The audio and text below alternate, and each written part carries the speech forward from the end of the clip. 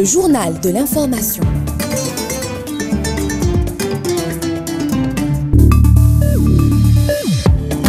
L'UA reconnaît l'esclavage et la colonisation comme crime contre l'humanité, une décision saluée par l'Algérie. Massacre du 8 mai 1945, l'historien Alain Ruscio revient sur la tragédie coloniale en Algérie. Prochain sommet de l'UA, l'accès durable à l'eau et à l'assainissement en priorité. L'armée soudanaise accuse les Émirats d'armer les forces de soutien rapide. Et Soudan toujours, l'armée et la résistance progressent, mais les tensions s'intensifient. Africains, merci de nous rejoindre pour cette nouvelle édition du journal d'Ifriqiya FM. En ce mardi 18 février, l'esclavage, la déportation et la colonisation considérés comme crimes contre l'humanité, comme génocide perpétré à l'encontre des peuples africains. Décision adoptée par la 38e session ordinaire de la conférence des chefs d'État et de gouvernement de l'Union africaine. Une décision soutenue et saluée par l'Algérie. Pour rappel, l'Algérie a connu pendant 132 ans les pires affres de la colonisation française. L'historien Alain Ruscio revient sur les massacres du 8 mai 1945 avec des dizaines de milliers de morts. On l'écoute, il est au micro, plutôt il est contacté par Younes Djama. Les Algériens qui ont voulu manifester leur joie le 8 mai 1945 en brandissant le drapeau national de l'Algérie expliquaient que les Algériens avaient des revendications propres et ce qui a été répondu à cette demande légitime, la réponse a été d'une violence inouïe. Je rappelle qu'avant le 8 mai, il y a eu le 1er mai à Alger où déjà la police avait tiré sur les manifestants faisant plusieurs morts. On parle toujours du 8 mai, mais en réalité, les massacres ont continué. Il est nécessaire de revenir sur ce drame, il est nécessaire de rappeler les responsabilités. Beaucoup d'Algériens, qui eux n'ont pas oublié, ont considéré que en réalité c'était le moment où effectivement le peuple algérien a compris qu'on ne pouvait parvenir à l'indépendance que par le choix des armes. La magnifique formule de Khattab Yassine qui a dit que la guerre d'indépendance de l'Algérie a commencé le 8 mai 1945. Le 8 mai 1945, les Algériens avaient compris définitivement que le chemin de l'indépendance passait par la lutte armée. Dans un adressé hier au peuple algérien à l'occasion de la commémoration de la journée nationale du Shahid, le président algérien Abdelmadjid Tebboune relève que ces héros, après des décennies de lutte au sein de l'école du mouvement national, ont compris que le colonialisme, avec ses méthodes barbares et destructrices, qui a envahi notre terre pure et entravé le marché de notre peuple, ou la marche plutôt de notre peuple fier pendant plus de 130 ans, était un colonialisme de peuplement destructeur, animé par l'illusion de la pérennité, sans se soucier de dilapider les richesses et les ressources. Le chef d'État algérien a affirmé que leurs illusions ont été anéanties par une révolution puissante, bénie par Dieu, autant qu'elle a été portée par la patience des fils d'un peuple résistant, par leur attachement à la liberté et à la dignité et par leur élévation des valeurs humaines. On parle de sommet de l'Union africaine, 2 jours de travaux sanctionnés par des résolutions fermes et marquantes. Le volet sécuritaire et diplomatique a pris une large plage lors des débats de ce 38e sommet de l'UA. La paix et la sécurité sur le continent, la condamnation de l'agression sioniste barbare à Gaza, le développement socio-économique sont les points essentiels à retenir. Si le thème de cette année, justice pour les Africains et les personnes d'ascendance africaine à travers les réparations, est matérialisé par une décision des représentants des délégations des chefs d'État et de gouvernement, le sommet à venir sera consacré à l'enjeu majeur de la disponibilité durable de l'eau et des systèmes d'assainissement sécurisés. Ce qu'il faut retenir avec Fouzi Mallet. Un consensus unanime. L'UA rappelle la nécessité de justice pour les crimes commis durant la traite transatlantique, la colonisation et l'apartheid. Les États membres sont appelés à financer la mise en œuvre du programme et à intégrer cette thématique dans leur politique nationale. Dans un contexte de conflit et de crise, les membres de l'UA ont adopté le rapport sur la mise en œuvre de la feuille de route pour faire taire les armes d'ici 2030 et condamnent l'implication d'acteurs extérieurs dans les conflits africains. La lutte contre le terrorisme et le trafic d'armes reste une priorité. Le document final de la 38e session établit la création de nouveaux organismes panafricains, l'Agence de notation financière et de crédit, AFCRA, l'Agence africaine du médicament, AMA, et la mise en place de l'Agence humanitaire africaine. Les protocoles sur l'investissement, la propriété intellectuelle et le commerce numérique sont les autres ambitions pour développer la zone de libre-échange continentale africaine, ZLECAf. L'adoption du thème 2026, assurer une disponibilité durable de l'eau et des systèmes d'assainissement sécurisés, est en adéquation avec les objectifs de l'agenda 2063 et les engagements mondiaux sur l'eau. En ligne de mire, le G20, la nouvelle équipe dirigeante de l'organisation panafricaine, doit redonner une autre dynamique aux institutions continentales et à leurs décisions. Ces décisions illustrent les priorités de l'Union africaine en 2025, notamment en matière de justice historique, de sécurité, de santé publique, de développement économique et de gouvernance. Un 38e sommet de l'UA avec un agenda chargé, des décisions marquées, des résolutions soutenues qui ont ponctué cette session. La rencontre d'Addis Abeba 2025 se devait de renouveler la composante de l'institution panafricaine, comme l'indique Zine Cherfaoui, expert en relations internationales. Il indique par ailleurs qu'il était important pour l'UA de criminaliser les actes des anciennes puissances coloniales à l'encontre des populations africaines. Zine Cherfaoui souligne également le renouveau du MAEP grâce à l'action de l'Algérie, un mécanisme essentiel pour l'Afrique afin d'avoir une meilleure gouvernance pour faire face aux nouveaux défis. On l'écoute, il est au micro de Fawzi Merreta. Il se devait de renouveler la composante de la Commission de l'Union africaine. Donc là, un nouveau président de la Commission de l'Union africaine, à qui il reviendra la charge de gérer les affaires de l'Union africaine. Une nouvelle vice-présidente.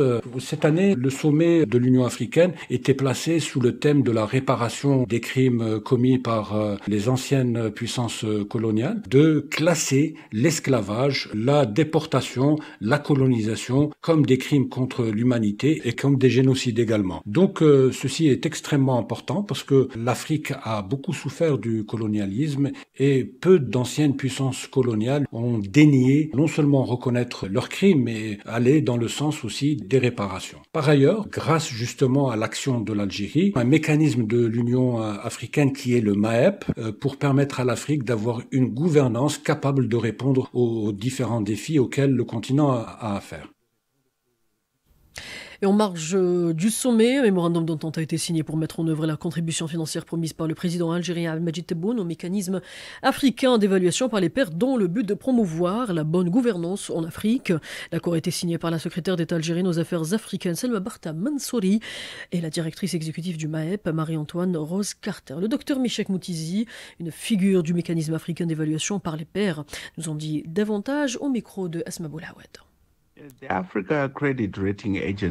L'Agence africaine de notation de crédit est généralement perçue comme une institution qui soutiendrait le réajustement de l'architecture financière mondiale et remédierait aux principales inefficacités du système global de notation. C'est essentiel d'avoir une telle agence du point de vue du marché des capitaux domestiques où plus de 90% des entreprises en Afrique ne disposent pas de notation. Ces entreprises devraient être la principale cible de l'agence de notation afin d'émettre des instruments négociables sur le marché financier domestique. Cela permettrait également de traiter la problématique de l'emprunt en devises étrangères qui expose les gouvernements africains au risque de change.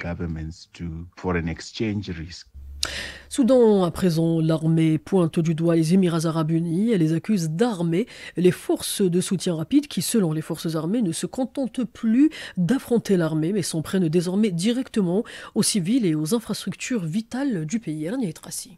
L'armée soudanaise accuse frontalement les Émirats arabes unis de fournir des armes aux forces de soutien rapide du général Daglo. Une accusation lourde qui survient dans un contexte où les FSR intensifient leurs attaques contre les civils et les infrastructures vitales. Selon l'armée, ces milices, après avoir échoué à prendre le pouvoir, ont adopté une stratégie de destruction ciblée. Coupure d'électricité, attaques contre les hôpitaux et sabotage des installations d'eau potable. Une escalade qui aggrave encore plus la situation humanitaire déjà catastrophique. Le conflit n'est pas seulement militaire, il est aussi politique. Le président du Conseil de souveraineté Abdel Fattah al-Burhan l'a rappelé dans un discours adressé aux instances internationales. Le Soudan ne se laissera pas imposer un dirigeant. Une déclaration qui intervient alors qu'il a lui-même annoncé récemment la formation d'un gouvernement de compétences nationales. Un signal pour ceux qui craignent une confiscation du pouvoir par l'armée. Sur le terrain, les forces armées soudanaises enregistrent des avancées et poursuivent leur combat pour défendre l'intégrité du pays face aux attaques des forces de soutien rapide. Mais l'histoire a déjà montré que lorsqu'un conflit perdure, il finit par fragmenter un pays en plusieurs entités aux intérêts divergents. Une dynamique qui, si elle se poursuit, pourrait compromettre durablement l'unité du Soudan. Le politologue soudanais Mohamed Hassab Rassoul estime que la guerre au Soudan entre dans une nouvelle phase alors que l'armée et la résistance populaire enregistrent des avancées majeures. D'autres fronts s'ouvrent sur le plan politique et sécuritaire. On l'écoute, il est contacté par Lania Etrassi. La guerre au Soudan approche de son dénouement après les avancées significatives réalisées par l'armée et la résistance populaire. Cependant, en parallèle, de nouveaux affrontements politiques émergent. Le premier est la tentative des forces de soutien rapide et de leurs alliés politiques de former un gouvernement en exil. Le second concerne la guerre sécuritaire que les FSR ont déjà engagée, ciblant désormais les institutions de santé, les infrastructures de services et les centrales de production d'électricité ainsi que les marchés. Et puis le 22e congrès international de l'eau et de l'assainissement à Kampala se penche sur les défis qui entourent cette ressource. Jusqu'au 20 février, plus de 2000 participants venus du monde entier échangent sur des solutions innovantes pour améliorer un accès durable à l'eau potable et aux infrastructures d'assainissement. Abdelmalek Belhouchet. Un événement d'une grande envergure qui amorce déjà le thème central de la prochaine session de l'Union africaine. Ce 22e congrès international de l'eau et de l'assainissement réunit experts, décideurs et organisations internationales pour 5 jours d'échanges. L'objectif, identifier des solutions adaptées aux défis actuels du secteur hydraulique. Didier Assoumo, rédacteur en chef du quotidien ivoirien Fraternité Matin, en couverture de l'événement. 2000 participants sont présents pour participer. La thématique aujourd'hui, c'est que près de 30% de la population en Afrique n'a pas accès à l'eau potable et 52% également n'ont pas accès à l'assainissement. Au-delà des discussions, l'enjeu est de proposer des solutions concrètes. On insiste sur la nécessité d'approches adaptées aux réalités locales, notamment en milieu rural où l'accès à l'eau potable reste un défi majeur. Didier Assoumo. La première question est comment mobiliser les fonds, comment trouver la technicité pour permettre aux populations rurales de bénéficier de l'eau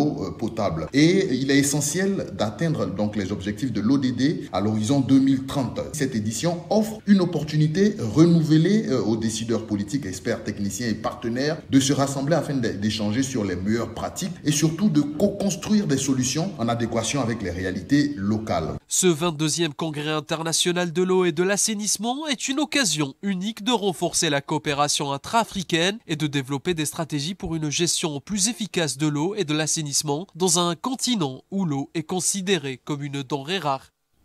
Place à l'Afrique en bref, et c'est à vous Younous Siama. L'Afrique en bref. L'Afrique en bref. Sénégal, le paiement des indemnités aux victimes des violences politiques survenues lors des manifestations entre 2021 et 2024 débute cette semaine.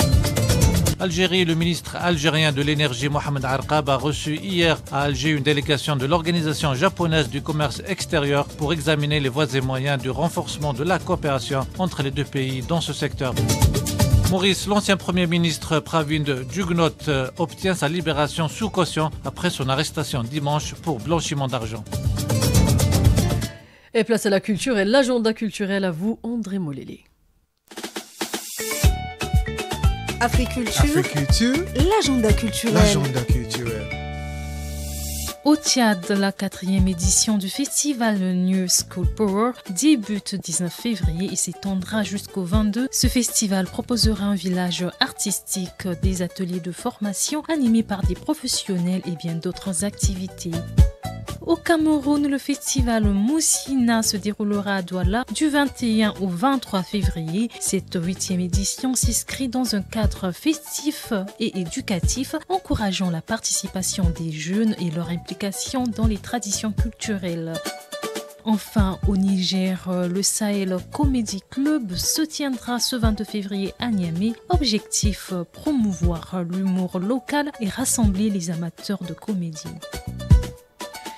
Et voilà, c'est ainsi que se referme ce journal. Un gros merci à Hassiba Jebloun, à Khaled Menani, à Ahlem Selama. Merci à vous de nous avoir accompagnés à travers l'actualité du jour. Restez curieux, restez engagés. On se retrouve dans moins d'1 heure pour le round-up de l'information.